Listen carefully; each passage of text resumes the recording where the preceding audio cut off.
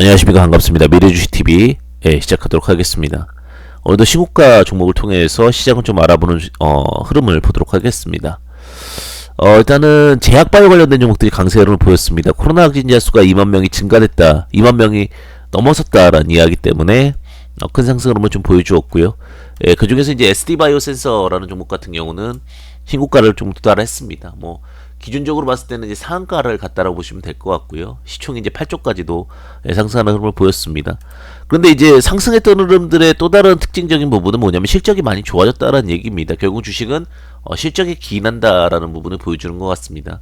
영업이익 작년 3분기까지 한 1조 2천억 정도의 영업이익을 급증했습니다. 그러다 보니까 관련해서 이제 좀 부담이 덜하다라는 거죠. 들어갔을 때에 대한 어떤 명분이 있다라는 것. 그러니까 시장의 어떤 실적에 대한 부분들을 특히 불안할수록 더 두각을 받고 있다라는 겁니다.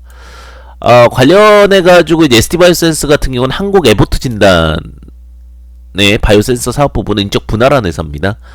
자, 면역 및 분자 진단 연구개발 확대와 또 경영효소 확보를 위해서 분자 진단, 뭐 면역화학 진단, 뭐 현장 진단 관련해가지고 좀 주력해서 진행을 하고 있고요.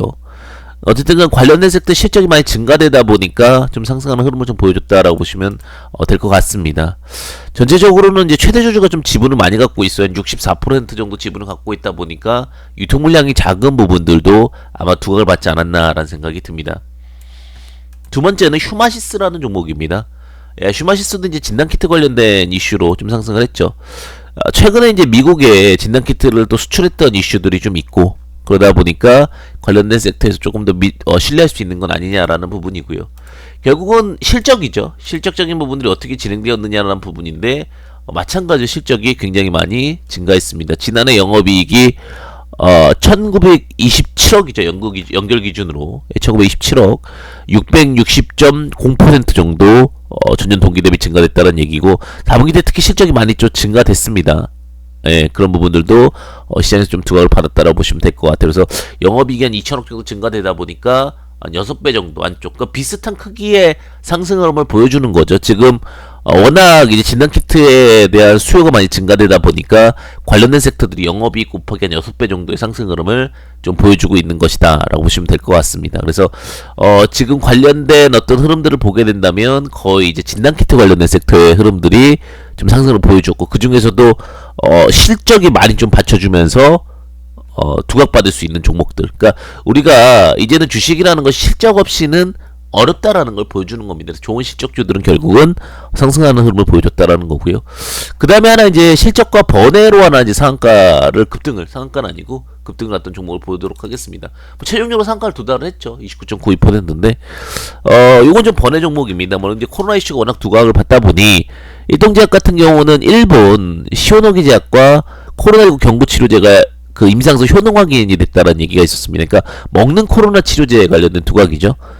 그래서 그 코로나19 치료제를 공동 개발하고 있는 그 일본 시노기 제약에서 1월 30일 경구용 코로나19 치료제가 그러니까 복용군에 비해 효능이 뛰어나다라는 겁니다. 그래서 EA 상에서 확인했다고 밝히면서 지금 진행 계속해서 오고 있는데, 만약에 이것을 잘 진행된다라고 했을 경우에 이제 일동홀딩스, 뭐 일동제약 관련해서 두각을 받을 수 있다라는 부분 때문에 상한가를 간 것입니다. 그래서 이런 부분들까지 좀 두각을 받았고요. 다만 이 종목 같은 경우는 영업이익이 조금 좋지 못합니다. 다른 휴마시스와나 SD바이오센서 관련해서는 좀 약한 흐름을 보여주고 있죠. 사실은 우리나라 같은 경우 OEM이나 ODM 이런 부분도 제가 항상 좀 말씀을 드리고 있는데, 결국은 제조업과 좀 섞였을 때가 더 이슈가 되는 부분은 맞습니다. 다만 먹는 치료제, 이제는 어떤 예방과 진단을 넘어서서 먹는 치료제에 대한 이슈가 좀 있기 때문에 관련된 섹터에 대한 흐름들이 좀 움직임을 보이고 있는 것이 아닌가라는 생각이 듭니다.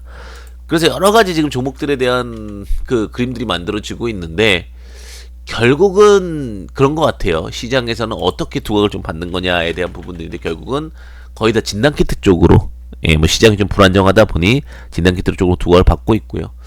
그래서 최근에 이제 진시스템이라든지 이런 종목들 같은 경우도 보시면은 영업이익이 좀 많이 증가되려고 하는 부분들은 거의 다 이제 바이오센서나 진단키트 쪽에 대한 흐름들이다라고 보시면 될 것 같습니다. 그리고 실적 좋은 종목들 같은 경우는 한 6배 정도 구간, 그러니까 휴마시스랑 SD바이오센스는 같은 크기로 좀 보시면 좋을 것 같아요. 그래서 현재 SD바이오센스가 8조 정도 되니까 7배, 6에서 7배 정도거든요. 그러니까 근데 이게 지금 9구간이에요, 그죠? 예, 그러니까 이게 좀 더 저평가되어 있다라고 볼 수는 있는데 어쨌든 실적이 지금은 받쳐주는 진단키트 관련된 이슈들이 더욱더 좀 두각을 받을 수 있다라는 부분. 그 중에서도 좀 덜 두각받았던 종목은 진 시스템이나 이런 종목들인데 이런 종목도 좀 참고해 보시면 좋으실 것 같고요. 어쨌든간 시장이 계속해서 좀 순환매로 흘러가는 상황 속에서 사실 시장이 좀 불안정합니다.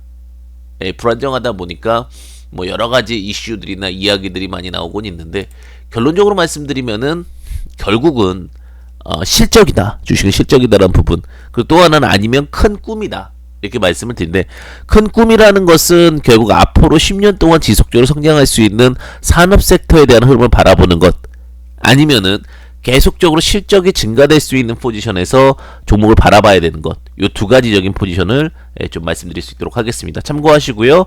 언제나 성공 투자 되시길 바라겠습니다. 감사합니다.